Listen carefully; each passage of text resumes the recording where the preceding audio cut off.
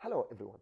In this video I'm going to talk about how can we draw some graphs to compare between the years and the population around the world.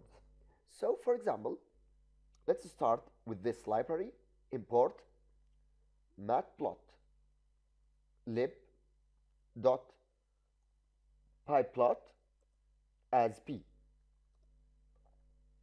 which means import this library as p. Of course, if you didn't install this library, you should at first install it using the command pip install and matplotlib.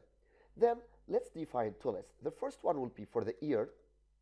For example, let's compare, for example, something like, let's say 2000, 2005, 2010, 2015.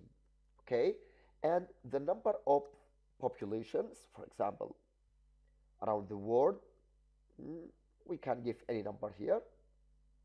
This is the first one, this is the second one, here is the third one, and of course here is the last one. Okay, so in 2000 the population was 2.45 billion and so on. Now how can we start draw the chart?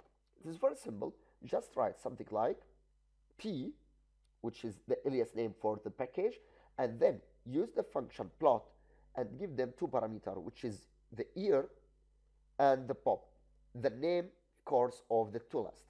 And then to display this, just write something like p dot show, which means display the plot.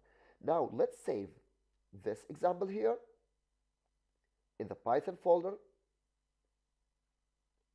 Let's call it, for example, graph.py, which is the extension of the Python. Save it. Now let's go here to the command line and write something like python